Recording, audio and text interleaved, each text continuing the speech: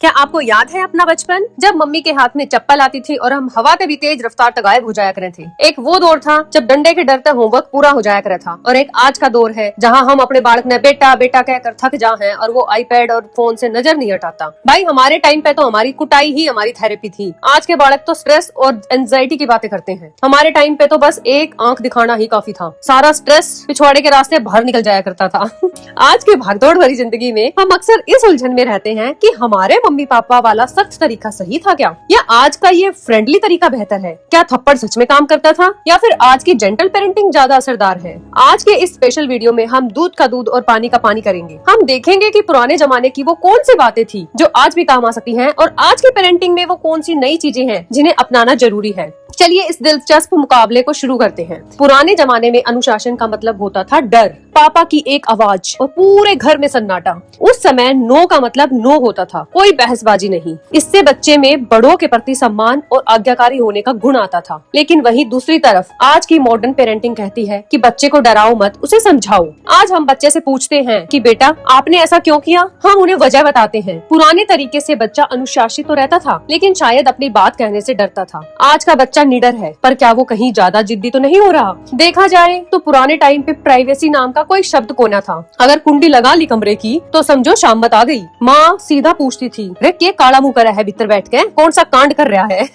आज के बालका ने तो अपनी अलग ही दुनिया चाहिए भाई। इस तुलना को आगे बढ़ाने से पहले थोड़ा रुको। अगर आप पहली बार मेरी वीडियो को सुन रहे हैं तो मैं हूँ आपकी होस्ट मोनिका, और ये है मम्मा की पिटारी। यहाँ हम बात करते हैं ऐसी ही कड़वी मीठी पेरेंटिंग की सच्चाइयों की जो हर माँ और पिता के मन में चलती रहती है। यहाँ आपको किताबी ज्ञान नहीं बल्कि जमीनी अनुभव मिलेंगे। तो अगर आप भी अपनी पेरेंटिंग जर्नी को थोड़ा आसान और मजेदार बनाना चाहते हैं तो अभी सब्सक्राइब का बटन दबाकर हमारी इस छोटी सी दुनिया का हिस्सा बनिए। चलिए अब फिर से लौटते हैं अपने टॉपिक पर। अब बात करते हैं खान पान की। पुराने जमाने में जो बन गया वो सबको खाना पड़ता था, नखरों की कोई जगह नहीं थी। च्यवनप्राश, गुड़ और देसी घी, यही हमारा हेल्थ का राज था। लेकिन आज हम न्यूट्रिशन वैल्यू देखते हैं, ग्लूटेन फ्री और शुगर फ्री की बातें करते हैं। पुराने समय में बच्चे धूल मिट्टी में खेलते थे और उनकी इम्यूनिटी कमाल की होती थी। आज हम बच्चे को जरा सी छींक आने पर डॉक्टर के पास ले जाते हैं। क्या हमने अपने बच्चों को जरूरत से ज्यादा नाजुक बना दिया है, या फिर आज की जागरूकता उन्हें बीमारियों से बचाने के लिए जरूरी है। ईद के बाल खाने देख लो, पिज्जा पास्ता और बर्गर के बिना इनका पेट को नहीं भरे। हमारे टाइम पे तो अगर रोटी पे नमक तेल लगा कर भी मिल जाता तो भी हम उसे रोल बना के ऐसे खाते थे जैसे कोई शाही दावत चल रही हो। यहाँ एक बहुत बड़ा सवाल है, क्या डिजिटल वर्ल्ड ने सब बिगाड़ दिया है। पुराने समय में हमारा मनोरंजन गलियों के खेल और दादा दादी की कहानियाँ थी। आज मनोरंजन का मतलब यूट्यूब और वीडियो गेम्स है। ये वो मोड़ है जहाँ पुराने जमाने के तरीके पूरी तरह फेल हो जाते हैं, क्योंकि तब इंटरनेट था ही नहीं। तो क्या हम अपने पुराने मूल्यों को इस नए डिजिटल युग में फिट कर सकते हैं।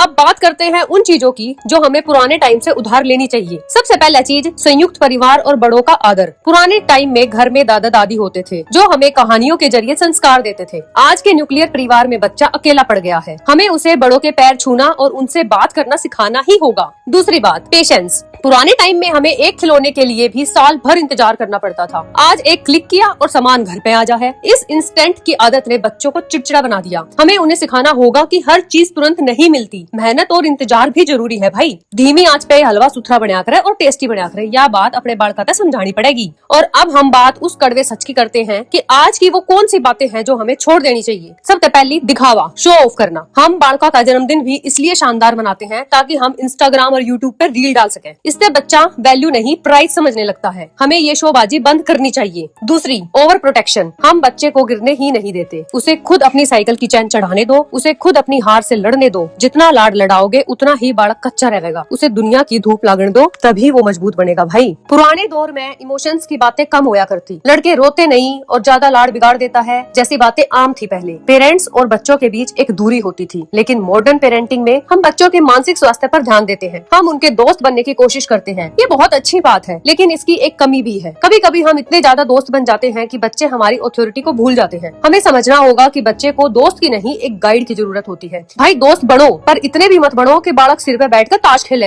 अनुशासन का डंडा हाथ में रखना चाहिए। तो नतीजा क्या निकला, कौन जीता? सच तो ये है कि न तो पुरानी पेरेंटिंग पूरी तरह सही थी और न ही आज की पेरेंटिंग बिना कमियों की है। जीत तब होती है जब हम पुराने जमाने का अनुशासन और सादगी ले और उसे आज के प्यार और समझदारी के साथ मिला दे। अपने बच्चों बच्चों को जड़े पुरानी संस्कृति की दे पर पंख नए जमाने के उड़ने के लिए दे। पेरेंटिंग कोई मुकाबला को ना, यो एक साझेदारी है। आपको क्या लगता है? आप मुझे अपने अनुभव बताओ। क्या वो पुराने दिन बेहतर थे या आज की आजादी अच्छी है? मुझे कमेंट में जरूर बताइएगा। मुझे आपके अनुभवों का इंतजार रहेगा। वीडियो पसंद आई हो तो लाइक और शेयर करना मत भूलिएगा। अगली बार फिर मिलेंगे मम्मा की पिटाई की एक और खास जानकारी के साथ। तब तक खुश रहिए और अपने बच्चों के साथ बचपन जी लीजिए। तो मिलते हैं अगली वीडियो में। धन्यवाद।